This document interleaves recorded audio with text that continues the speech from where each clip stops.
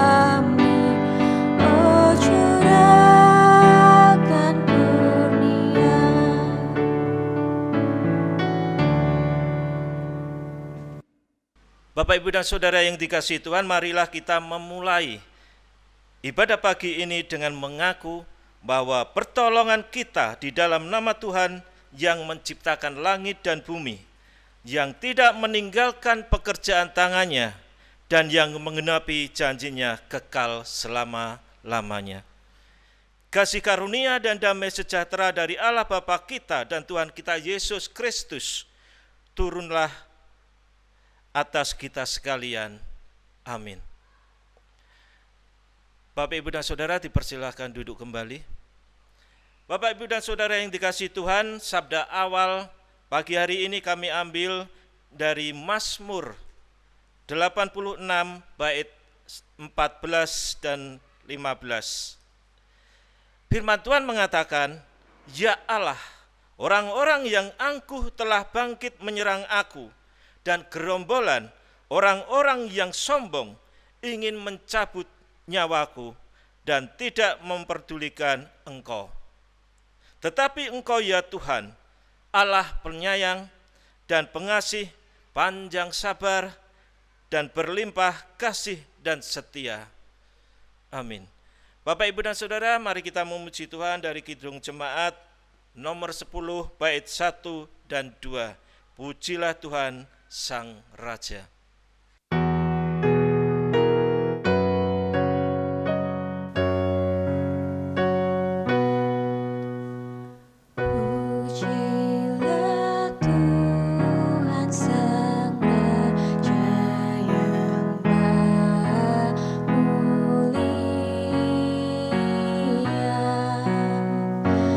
Segenap hati dan jiwa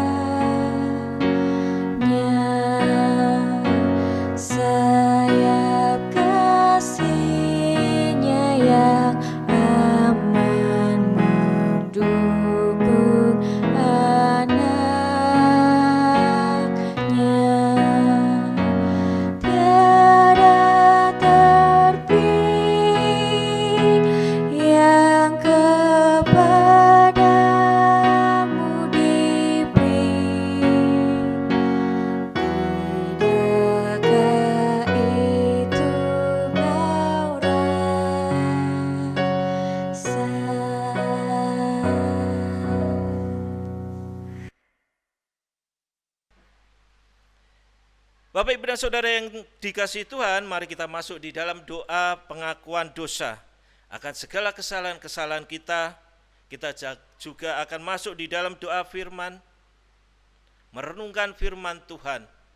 Mari kita berdoa, doa pengakuan dosa. Mari kita berdoa.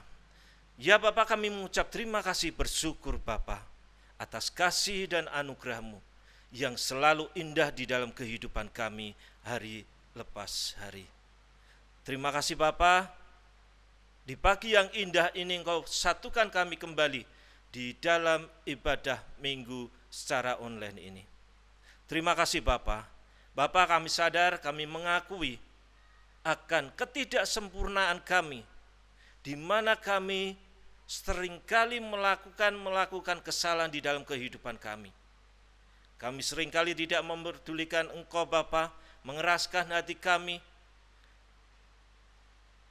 tidak mendengarkan panggilan-Mu. Begitu pula dengan saudara-saudara kami tidak peduli. Kami hanya memikirkan diri kami sendiri. Kami masih jauh dari kesempurnaan. Seringkali kami melakukan kesalahan-kesalahan dan tidak sesuai yang Bapa kehendaki. Ampuni kami, dosa-dosa kami, kesalahan-kesalahan kami. Dan sebentar lagi kami ya Tuhan akan masuk di dalam firman-Mu. Kami akan baca firman-Mu, kami akan merenungkan firman-Mu Bapa. Siapkan hati pikiran kami, fokuskan kami, konsentrasikan kami, supaya kami mengerti apa yang ada di dalam firman-Mu pada pagi hari ini. Berkati hamba-Mu ini Tuhan, untuk menyampaikan kebenaran firman-Mu, berikan kemudahan, kelancaran di dalam berkata, dalam berbicara, supaya anak-Mu ini, hamba-Mu ini bisa menyampaikan firman kebenaran-Mu. Terima kasih Bapa, terima kasih Tuhan, terima kasih ya Tuhan Yesus. Kami serahkan semua ini hanya ke dalam tangan kuasa-Mu. Di dalam nama Yesus kami berdoa dan mengucap syukur. Amin. Bapak, Ibu, dan Saudara yang dikasihi Tuhan, Shalom, apa kabar? Mari kita buka di dalam Matius 13 ayat 24 sampai 30 dan dilanjutkan ayat yang ke-36 sampai 43.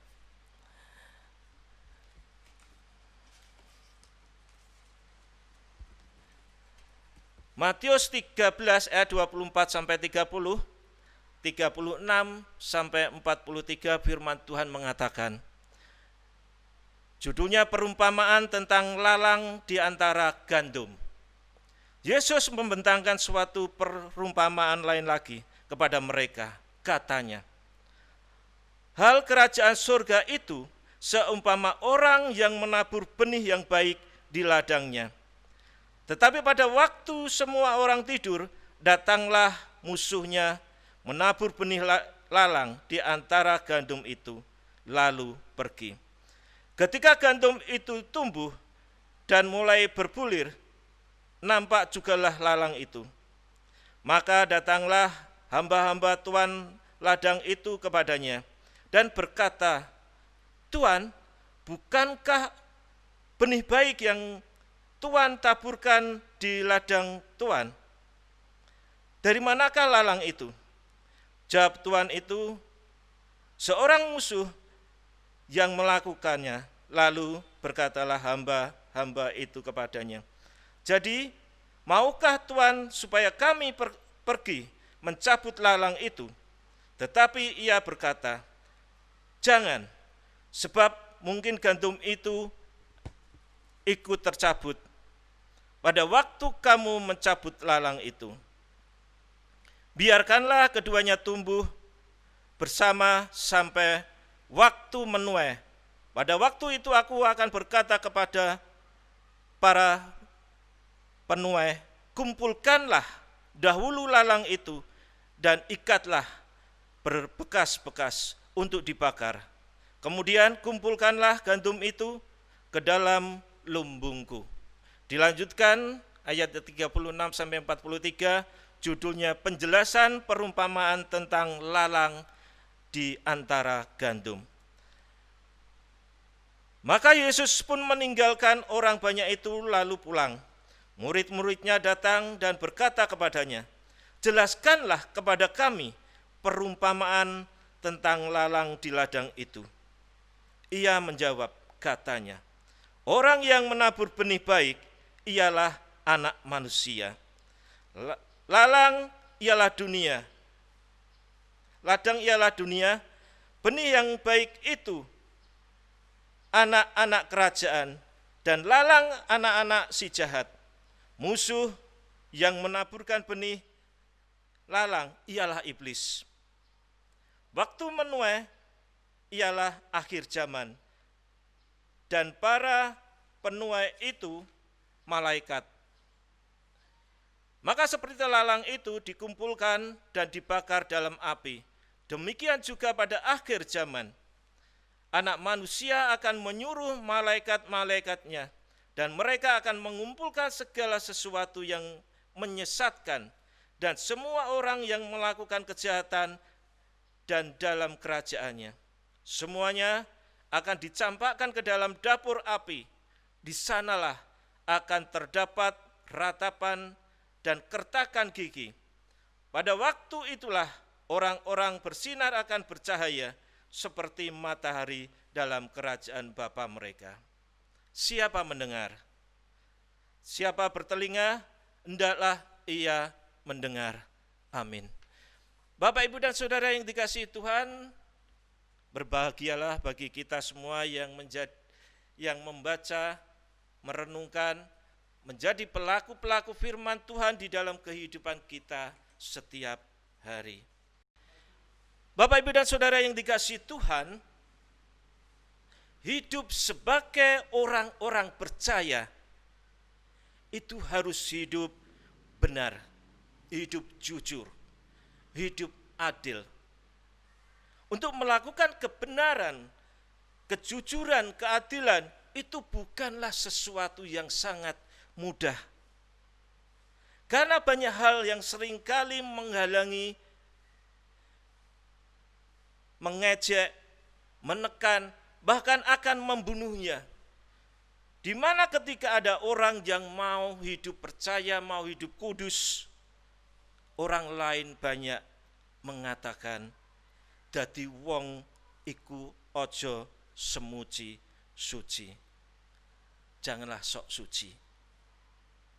Begitu pula ketika ada orang yang ingin membantu saudara-saudaranya, ingin membantu sesamanya, banyak orang mengatakan pamer atau semugih sugih. Inilah yang sebenarnya yang dipergumulkan orang-orang percaya saat ini dengan begitu banyaknya kejahatan-kejahatan, ketidakbenaran yang terjadi di dalam kehidupan kita. Banyak penipu yang kaya, tetapi orang jujur miskin. Banyak orang yang jujur sulit mencari pekerjaan. Tetapi sebaliknya, banyak orang-orang penipu justru begitu mudahnya mencari pekerjaan. Dengan kondisi semacam inilah, jika seorang tidak teguh imannya, hanya terpengaruh dengan ucapan, tindakan orang yang tidak bertanggung jawab atau tidak baik, tentu tidak ada orang yang bertindak baik. Bahkan ada orang yang rohaninya kuat pun akan menjadi rusak.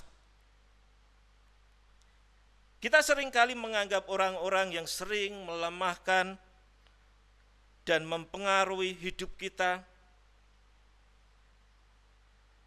tidak baik.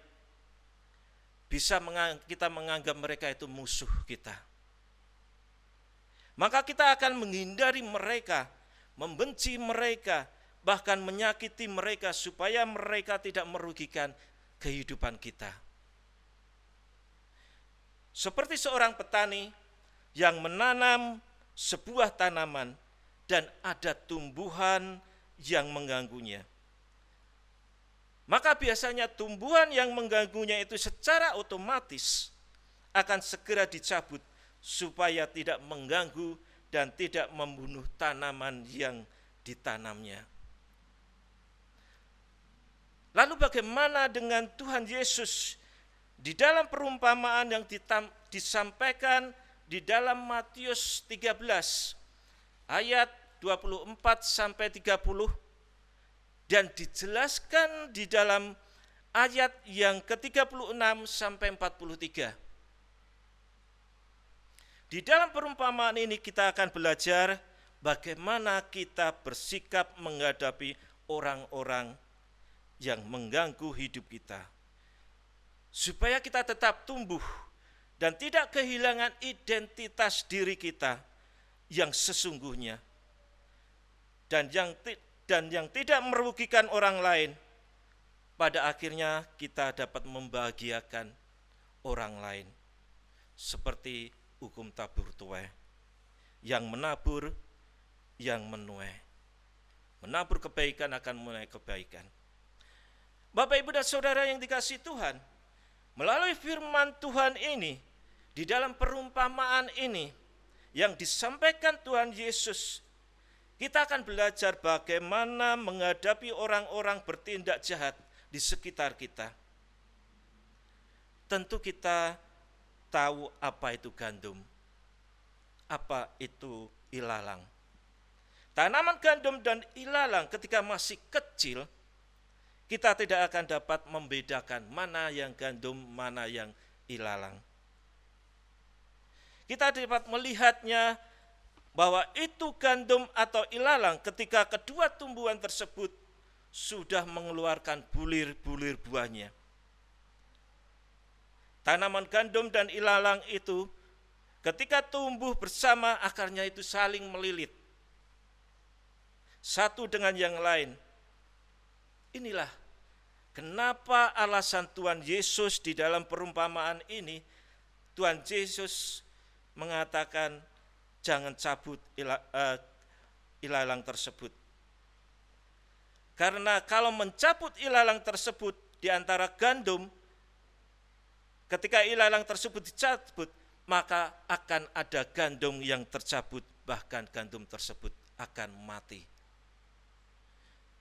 Perumpamaan yang ada di dalam ayat 24 sampai 30 itu sebenarnya sudah dijelaskan secara gamblang satu persatu oleh Tuhan Yesus di ayat 36 sampai 43.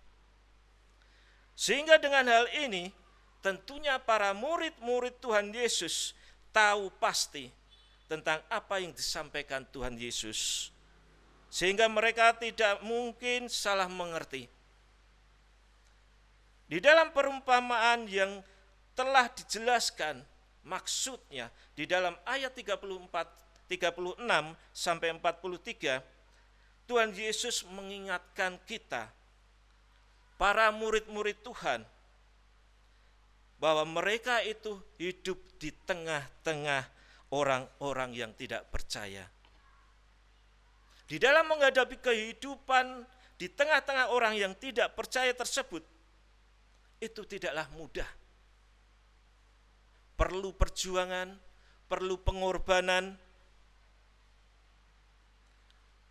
Pertanyaannya, mengapa menabur benih itu bisa digambarkan sebagai Tuhan Yesus tidak mau mencabut ilalang yang ada di antara gandum? Ternyata ada satu pemikiran yang sangat-sangat bijak. Karena di situ ada faktor resiko, yaitu bahwa gandum akan tercabut, bahkan bisa mati. Kita harus tahu kelemahan ilalang. Ada waktu yang tepat untuk mencabutnya, pada saat berbuah, dan supaya gandum tersebut tetap berjuang untuk hidup, untuk mengalahkan ilalang, tetap bertahan dan tahan uji di tengah himpitan kekerasan seperti pohon ilalang tersebut, supaya tidak kehilangan identitas sebagai gandum. Bapak, Ibu, dan Saudara yang dikasihi Tuhan, Setiap orang percaya di dalam menjalani kehidupan pribadinya dan sebagai orang percaya banyak menghadapi tantangan, himpitan, persoalan, masalah, ancaman di dalam kehidupannya. Seperti kehidupan gandum tersebut di antara ilalang. Orang percaya jangan sampai kalah, tetapi tetap harus bertahan hidup dalam kebenaran imannya. Tetap tumbuh supaya menghasilkan buah dan tidak kehilangan identitas diri kita sebagai orang-orang gereja, orang-orang Kristen. Sebagai orang percaya atau digambarkan sebagai gandum yang ditanam oleh Tuhan, harus mampu menghadapi apapun dengan sabar dan tetap membiarkan orang lain hidup bersama kita. Proses kehidupan semacam ini harus kita hadapi dengan tetap bertumbuh dan berserah bergantung kepada Tuhan. Karena Tuhanlah yang menanam kita, yang merawat kita, yang memanen kita. Sebagaimana yang dirasakan, dilakukan juga oleh Rasul Paulus di tengah-tengah penderitaannya. Rasul Paulus tetap berserah penuh kepada Tuhan Yesus. Seperti di dalam 2 Korintus 12 ayat 10, firman Tuhan mengatakan, "Karena itu aku senang dan rela di dalam kelemahan, di dalam siksaan, di dalam kesukaran, di dalam penganiayaan dan kesesakan oleh karena Kristus. Sebab jika aku lemah, maka aku kuat." Persoalannya adalah bagaimana supaya kita tetap hidup, tetap bertumbuh, dan tidak kehilangan identitas diri kita sebagai orang-orang Kristen atau orang-orang gereja. Yang pertama harus kita lakukan, mengampuni orang-orang yang mendatangkan kesulitan kepada kita. Yang kedua, tetap mengampuni orang-orang yang membuat hidup kita susah. Ketiga, mengampuni orang-orang yang membenci kita. Ini sama seperti menanam gandum yang membiarkan ilalang tetap hidup di sampingnya. Tetap bersyukur karena semua itu untuk menguji kebenaran iman kita. Seperti Tuhan Yesus yang mengampuni orang-orang yang menyalibkannya. Di dalam Lukas 23 ayat 34, firman Tuhan mengatakan, Yesus bersabda, "Ya Bapa, ampunilah mereka, sebab mereka tidak tahu apa yang mereka perbuat." Dan pada akhirnya, pada saat penghakiman nanti, pada saat kedatangan Tuhan Yesus yang kedua kalinya, Tuhan akan memilih manusia. Maka ilalang atau orang-orang yang berbuat jahat atau pengikut-pengikut Tuhan Yesus palsu akan dicampakkan di dalam lautan api atau dapur neraka. Sementara gandum atau orang-orang Kristen yang tetap bertumbuh dalam identitas imannya sebagai orang percaya akan mendapatkan mahkota kehidupan, yaitu hidup kekal bersama Tuhan Yesus di surga. Bapak, Ibu, dan Saudara yang dikasihi Tuhan, di dalam menjalani kehidupan secara jasmani, rohani, maupun pertumbuhan iman, percaya, setiap orang percaya akan diperhadapkan pada banyak persoalan, masalah, himpitan, tekanan, seperti masalah anak-anak kita, masalah ekonomi, masalah orang-orang yang tidak suka atau membenci kita, masalah pekerjaan kita. Namun kita tetap harus hidup, bertumbuh, tetap bertahan untuk menghadapi, menjalani hidup ini. Karena kita adalah benih-benih pilihan Tuhan yang ditabur di tengah-tengah dunia ini. Untuk tetap bertahan dan tetap tumbuh dan tidak kehilangan identitas diri kita sebagai orang Kristen. Kita sebagai orang percaya harus selalu bersekutu dengan Tuhan, melibatkan Tuhan dalam kehidupan kita. Karena Tuhanlah yang memelihara kita. Tuhanlah yang memberi buah pada kita. Dengan menjalani hidup dalam kebenaran yang senantiasa bersekutu kepada Tuhan. Percayalah kepada Tuhan. Maka kita akan mampu menghadapi segala tantangan hidup kita, segala permasalahan hidup kita, himpitan hidup kita, segala sesuatu yang kita kerjakan dengan sukacita, dengan mengasihi, segalanya tidak akan pernah sia-sia. Seperti di dalam 1 Korintus 15 ayat 58, firman Tuhan mengatakan, karena itu saudara-saudaraku yang kekasih, berdirilah teguh, jangan goyah. Giatlah selalu dalam pekerjaan Tuhan, sebab kamu tahu bahwa dalam persekutuan dengan Tuhan, jerih payahmu tidak sia-sia. Dan Tuhan akan menyambut kita pada akhirnya dengan sukacita. Dan kita bisa hidup kekal bersama Tuhan. Kiranya Tuhan Yesus memberkati kita semua. Amin. Bapak, Ibu, dan Saudara, mari kita masuk di dalam doa, ucapan syukur atas firman Tuhan. Mari kita berdoa. Ya Bapa, kami mengucap terima kasih, bersyukur firman-Mu yang indah tentang ilalang dan gandum. Kiranya kami bisa menjadi gandum, benih-benih pilihan Tuhan, bukan menjadi ilalang yang ingin membunuh, menyakiti orang lain. Terima kasih atas firman-Mu ini Tuhan. Tuntun bimbing kami di dalam kehidupan kami, supaya kami bisa menjadi pelaku-pelaku firman-Mu dalam kehidupan kami setiap hari. Terima kasih Tuhan atas firman-Mu yang indah ini. Terima kasih.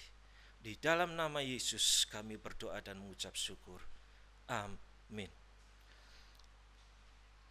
Bapak, Ibu, dan Saudara yang dikasihi Tuhan, mari kita memuji Tuhan untuk merespon firman Tuhan.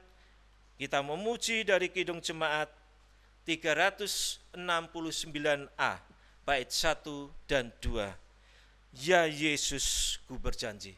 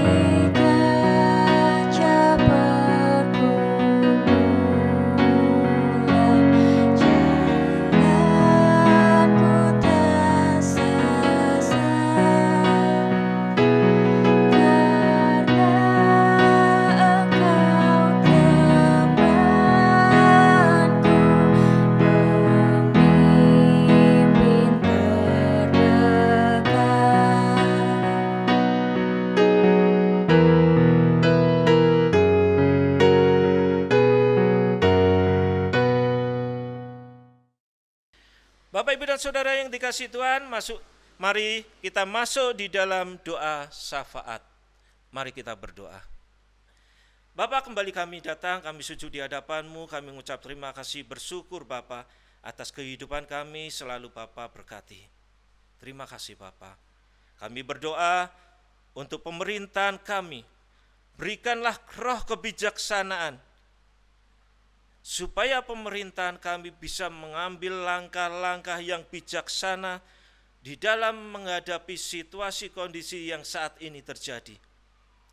Baik itu presiden, wakil presiden, para menteri, sampai ke RT, di dalam menghadapi atau menuntaskan, menyelesaikan COVID-19 ini, yang begitu menakutkan bagi kehidupan anak-anak. Biarlah melalui tangan-tangan yang Engkau utus, yang Engkau percaya, yang duduk di dalam pemerintahan, dapat menyelesaikan masalah COVID-19. Berkati mereka ya Bapa, di dalam mengambil keputusan kebijaksanaan. Berkati bangsa dan negara kami, jauhkan dari segala sakit penyakit, jauhkan dari segala bencana, musibah.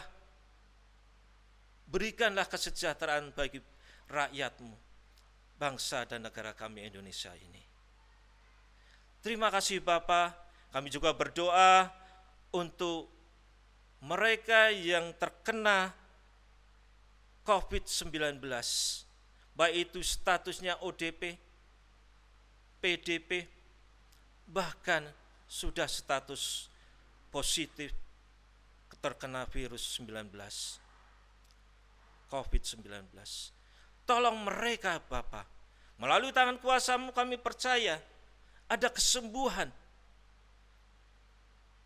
Melalui bilur-bilur-Mu yang sudah Engkau korbankan untuk kami, untuk umat-Mu, di situ juga ada kesembuhan. Jamah mereka, berkati mereka, sembuhkan mereka dari COVID-19, baik itu yang berstatus ODP, PDP, bahkan sudah taraf positif terkena COVID-19. Tolong Bapa, jamah mereka, sembuhkan mereka, berikan mereka kembali kesehatan, kekuatan, kesegaran, supaya mereka bisa beraktivitas kembali, bekerja kembali di dalam masyarakat. Melalui tangan kuasa-Mu, kami percaya, kami serahkan mereka ke dalam tangan kuasa-Mu Bapa. Juga para dokter, tenaga medis yang ada di garda terdepan untuk melawan virus corona, berikanlah mereka, dokter, para medis, kekuatan, kesehatan, juga lindungi mereka, jauhkan mereka dari virus COVID-19. Berikan ekstra kekuatan, kesegaran, dan kesegaran, kesehatan ya Bapa, untuk mereka, para dokter, para medis yang ada di garda terdepan. Bapak, kami juga mengucap terima kasih. Kami juga berdoa untuk penyediaan obat-obatan, alat-alat untuk merawat dan menyembuhkan pasien virus corona. Di dalam pengadaan alat perlindungan bagi para medis, tolong sediakan semua itu Bapak. Supaya apa yang para medis, dokter kerjakan begitu mudah, lancar, untuk memberikan kesembuhan atau menyembuhkan mereka yang sakit karena COVID-19. Kami juga berdoa ya Bapak, untuk seluruh masyarakat Indonesia untuk terus mampu menjaga jarak, SOP, protokol kesehatan, mampu mendukung program pemerintah supaya bisa mengurangi, memutus rantai COVID-19, menjaga jarak, cuci tangan, pakai masker, tidak berada di dalam kerumunan orang banyak, supaya mereka bisa memutus rantai COVID-19. Bapak, kami juga berdoa untuk keluarga kami, supaya tetap sehat, terus dapat melindungi diri, untuk tetap menjaga kesehatan dan kekebalan tubuh kita,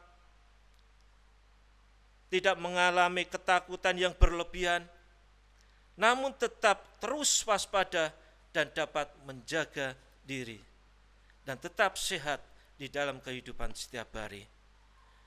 Kami berdoa untuk para tentara, polisi yang menegakkan aturan-aturan. Berikanlah ekstra kekuatan, kesegaran, kesehatan bagi bapak-bapak tentara, polisi untuk menegakkan aturan yang harus dijalankan supaya bisa memutus rantai COVID-19. Bapak, kami pun berdoa untuk gereja ini, pembangunan, kami serahkan ke dalam tangan kuasa-Mu Bapak. Juga untuk tenaga, dana, kami serahkan juga ke dalam tangan kuasa-Mu. Kami juga berdoa untuk jemaat-Mu yang saat ini masih dalam keadaan lemah tubuh, sakit, melalui jamahan tangan-Mu, kami serahkan mereka, berikan mereka kesembuhan, kesehatan, kekuatan. Untuk yang sudah lanjut usia, tetap berikan mereka ekstra kekuatan, kesegaran, kesehatan, supaya mereka bisa selalu menyatu dengan kami, jemaat-Mu yang muda. Untuk yang mencari kerja, tolong berikan mereka pekerjaan untuk bisa mencukupi kebutuhan hidupnya. Untuk yang sekolah, yang masih online, berkati mereka sehingga anak-anak-Mu bisa belajar secara online dari rumah dengan baik. Untuk yang mencari jodoh, pendamping hidup, berikanlah mereka seorang pendamping hidup atau jodoh sesuai dengan kehendak-Mu, sesuai dengan iman kami, seiman dengan kami ya Bapa. Kami juga serahkan yang bermasalah, hidupnya banyak masalah, kami serahkan mereka ke dalam tangan-Mu, tolong mereka yang susah Tuhan hibur. Terima kasih Bapa, terima kasih ya Tuhan Yesus. Kami serahkan semua ini, doa-doa ini hanya di dalam nama Yesus, Juru Selamat kami yang sejati. Terima kasih. Di dalam nama Yesus kami berdoa dan mengucap syukur. Amin. Bapak, Ibu, dan Saudara yang dikasihi Tuhan, kita diberikan waktu untuk memberikan persembahan yang kita ambil dari berkat Tuhan yang sudah Tuhan berikan, curahkan di dalam kehidupan kita setiap hari. Dan persembahan dimasukkan ke dalam amplop putih, ditulis persembahan ibadah Minggu 19 Juli 2020. Dan bisa dimasukkan setiap saat atau setiap minggu, juga pada akhir bulan. Masukkan di dalam kotak persembahan yang sudah gereja sediakan. Bapak, Ibu, dan Saudara, sebelum kita memberikan persembahan, mari kita membaca firman yang kami ambil dari Mazmur 30 ayat yang kelima. Firman Tuhan mengatakan, nyanyikanlah mazmur bagi Tuhan, hai orang-orang yang dikasihinya, dan persembahkanlah syukur kepada namanya yang kudus. Mari kita memberikan persembahan, kita juga mari memuji Tuhan dari Kidung Jemaat 450, bait 1, hidup kita yang benar.